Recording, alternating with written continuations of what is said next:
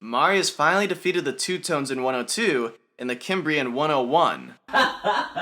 Success! Between the successes of Marius' leadership and the failures of the old establishment that had mismanaged the Republic for over a decade, Marius had the people's love and support. Whereas the Optimate Senate had been failing the people, Marius, the new Popularis champion, emerged to save the Republic. The power of the traditional Senate was crumbling. Magistrates under Marius continued to use populist tactics like the Gracchi before them. Two of Marius' greatest assets were the unscrupulous Lucius Appuleius Saturninus and Gaius Servilius Glaucia. Both men sought to appeal to the dominating and popular Marius. By being useful to Marius, they could ride his coattails and increase their own auctoritas. They were populares who wanted the people's love and the increased power that came with it. As tribune, Saturninus pleased Marius by passing a law that gave Marius' veteran soldiers land in North Africa.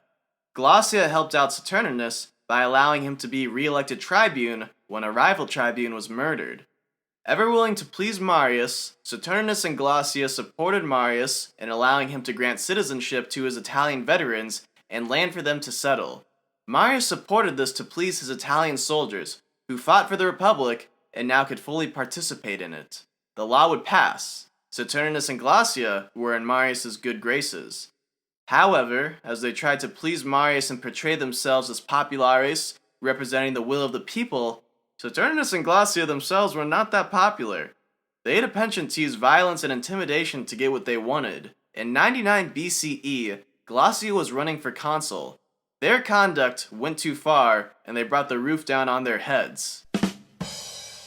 Glaucia failed to be elected consul. Fortunately for Glaucia, one of the consuls-elect was murdered shortly after by one of his friends. Saturninus, in support of Glaucia, appealed that Glaucia should be allowed to run for the empty consulship. Any usefulness Saturninus and Glaucia may have had to Marius was outlived by their blatant corruption.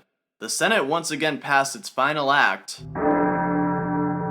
empowering Marius to protect the Republic from Saturninus and Glaucia, who had conspired to murder magistrates to take power. Whatever you did, you've been officially labeled a disturber of the peace. Marius and his soldiers forced the surrender of Saturninus, Glaucia, and their supporters and corralled most of them in the Senate house. They may have been promised their lives, but the mob that surrounded them wanted them dead. Some of the mob members would climb on the Senate house's roof, rip off its tiles, and began hurling them down at the prisoners until all were dead. Like Gaius Gracchus, Saturninus and Glaucia, and their supporters were killed by the final act, condoned by the Senate.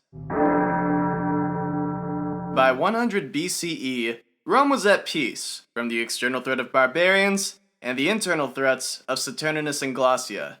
As jealous as Optimate politicians may have been of Marius' accomplishments in auctoritas, they couldn't deny his successes. Marius was by far the most powerful statesman in Rome. No other Roman in history had been consul 6 times, 5 of which were consecutive. Yet Marius didn't make the most of his success. While younger popularis magistrates were thriving under him, Marius didn't have the instinct to win political favors or friends with Optimate politicians and families who still held power in the Republic. Despite his skill as a general, he was not a deft politician.